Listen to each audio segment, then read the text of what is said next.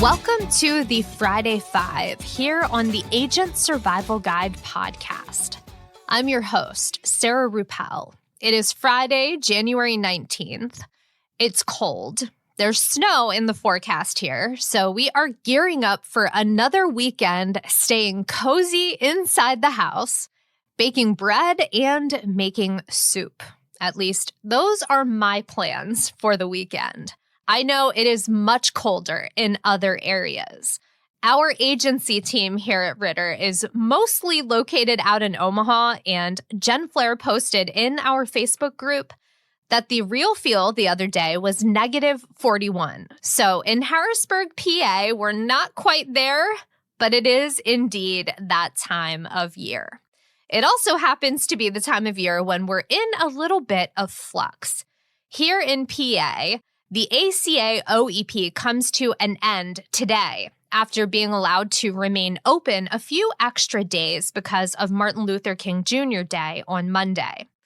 The Medicare Advantage OEP is in full swing and will be until the end of March.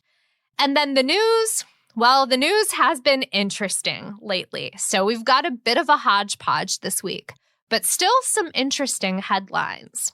Let's get into our list with number 1. A new security feature is coming to iPhones with the upcoming iOS 17.3 update. It's called Stolen Device Protection, and the update changes a few important security settings on your phone, hopefully making it more difficult for a thief to get information off of your phone should they come in contact with your device. With the feature enabled, iPhone users will no longer be able to use the passcode fallback for a selection of actions.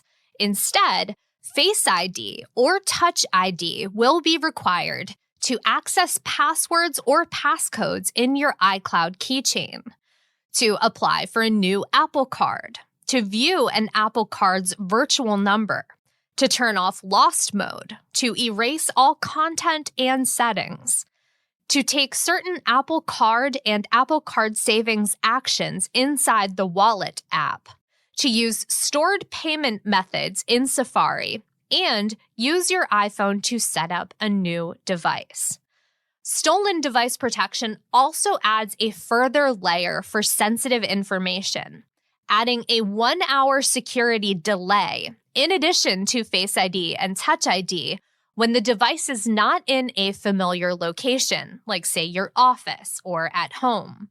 Again, the stolen device protection feature must be enabled, and the delay will go into effect when a user changes their Apple ID password, updates certain security settings related to an Apple ID, like removing or adding a trusted device or phone number, recovery key, or a recovery contact. It'll apply when you change the iPhone passcode, turn off the Find My feature, and when you turn off stolen device protection. Again, this is an opt-in feature, but it has been designed to combat a thief who either knows your passcode or has learned your passcode through surveillance, making it more difficult to wipe the stolen device.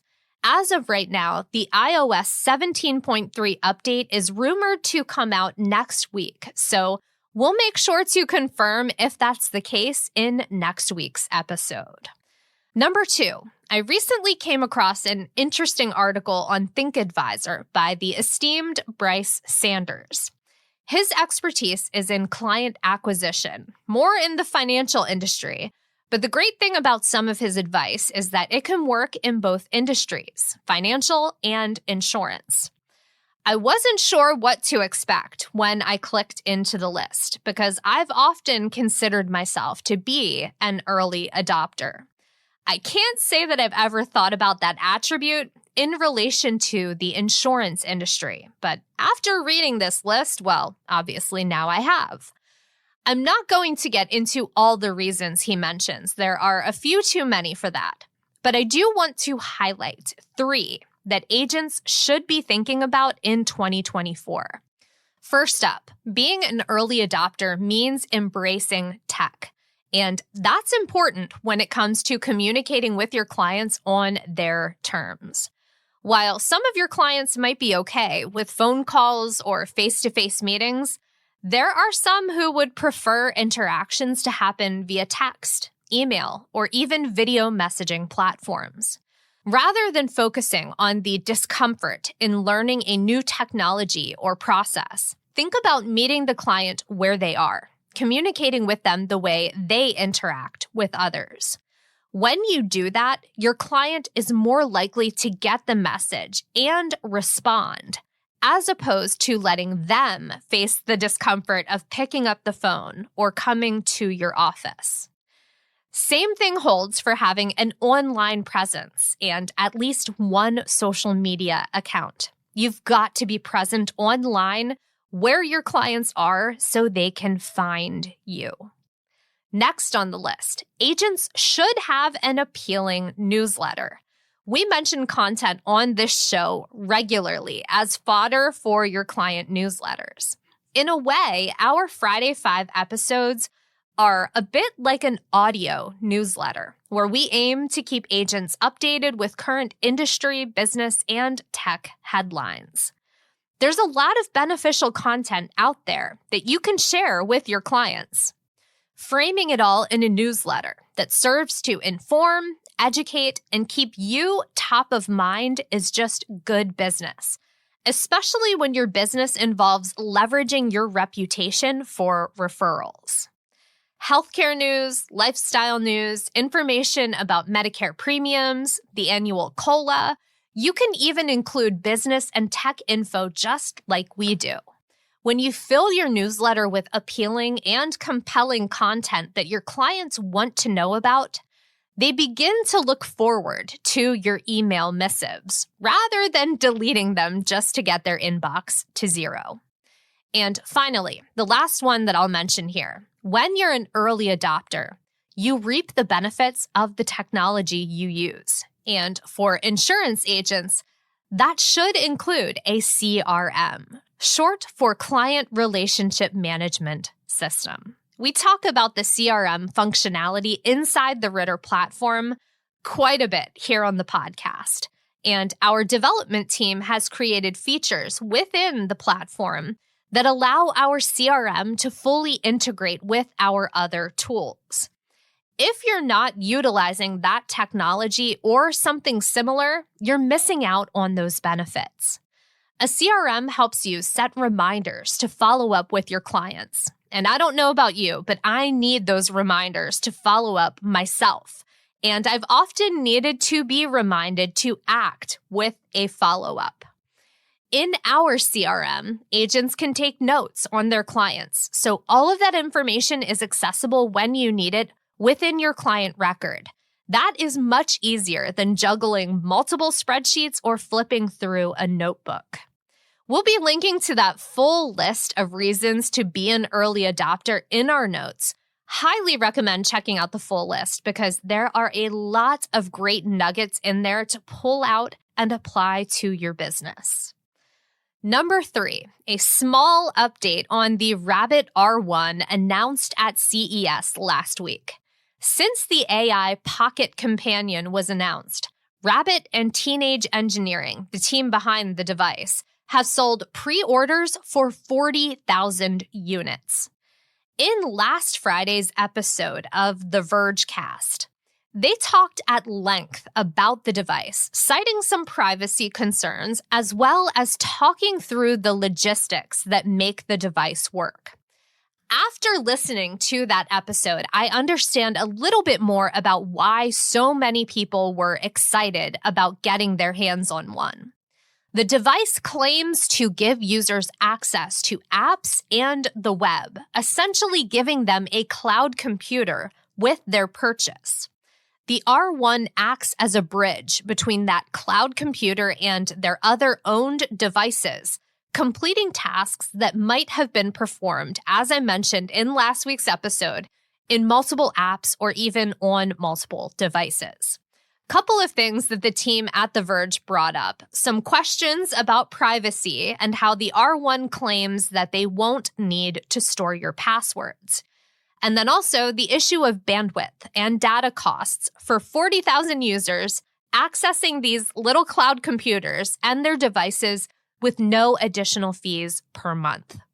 Press releases and information around the R1 state that it's just $200 for the device, and that is it. Now, beyond the conversation in the Vergecast, I tried to think very practically about how I would use the Rabbit R1, and to be honest, I can't come up with a whole lot of great use cases at the moment. But if you're compelled by some of the tasks mentioned in the keynote, Apple Shortcuts and Google Routines might do the trick for you. Both of those allow users to create their own task flows, like getting an info brief at a certain time of the day or ordering Starbucks through CarPlay via an Apple shortcut. Definitely not as cool as a device learning to do those tasks without you having to set up the workflow, but it will save you a little bit of money on the pre-order, at least until we learn a little bit more about the Rabbit R1. I don't think it'll be too long before we get some hands-on reviews, and we will definitely revisit the R1 when that happens. Number 4, there is a new calendar app coming to a smartphone near you. Although, if you used Cron and were a fan of that app, well, this one might look familiar.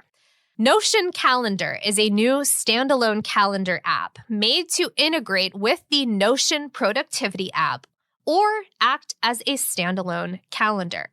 And it is based on the acquisition of the Cron app made by Notion a few months ago. One thing I really like about the Notion calendar that Outlook currently does not do is the ability to drag and drop appointments and meetings to different days.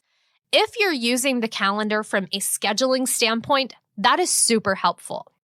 Another helpful option is how you're able to view the calendar. You can customize the amount of days that you're looking at. So if you're, again, using this for scheduling purposes, it can be helpful to view more than just 7 days at a time. The design is simple, it's easy to use. It might be a bit sparse on the integration front at the moment, so not as handy as using Outlook with its built-in Teams integration.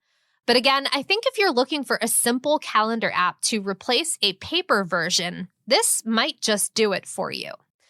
Also important to mention, while this app does integrate fully with Notion, at the time of launch, it's currently only able to integrate with Google Calendars. No integration yet with Outlook, but I would imagine, given the popularity and user base of Outlook, that they are working on that.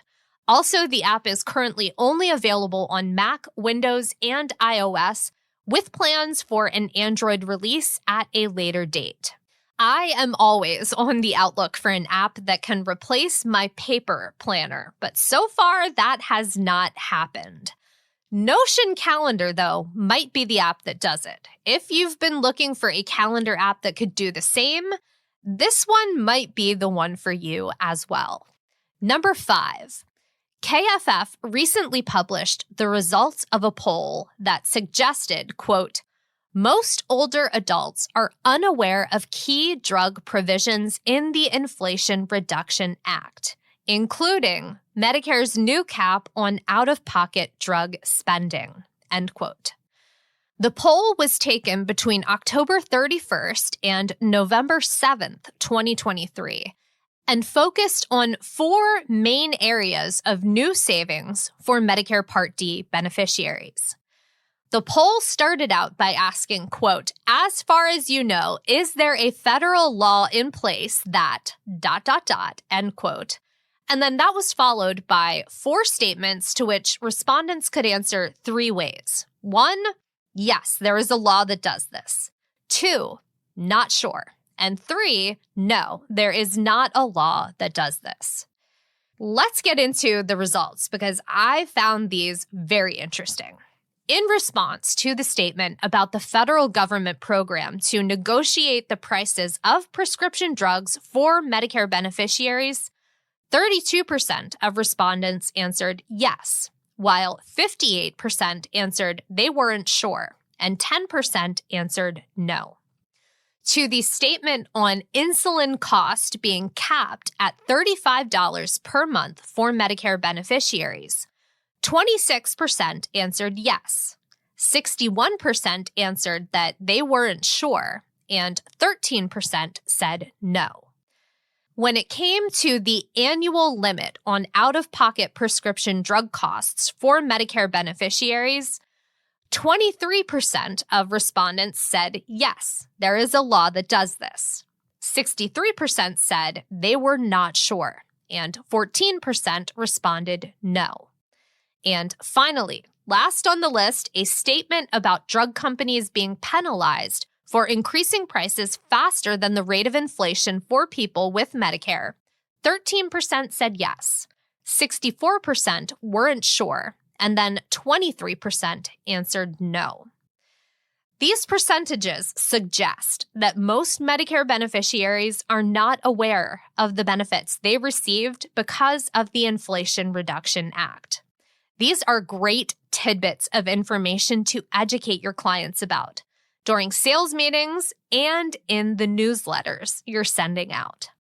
If I had to offer my educated guess on why there's so much uncertainty, I feel like the Inflation Reduction Act is a lot like the federal student loan forgiveness program. So many different iterations were proposed and talked about that by the time the legislation actually became law, most people had stopped following along with what was officially included. So in short, the news cycle had already moved on to something else. But studies like this are a great source for content ideas, like adding a write-up about what was included in the Inflation Reduction Act to your client newsletters. We'll be linking to that study and a few other related KFF articles in the notes. You'll also find links to the other headlines we mentioned here today. During the week, if you see something you'd like us to mention here on the Friday 5, feel free to send it in via email, asgpodcast@ritterim.com. Or you can call and leave us a voicemail on our hotline at 1-717-562-7211. I hope you have a great weekend. Stay healthy and stay safe out there, and we will see you next week. The Agent Survival Guide podcast is a production of Ritter Insurance Marketing, an Integrity company. This episode was written and produced by me, Sarah Ruppel. Script editing and fact check by Tina Lamoureux. Podcast design by Urban Rivera. Artwork by Vivian Zhao. Follow along with us wherever you like to listen.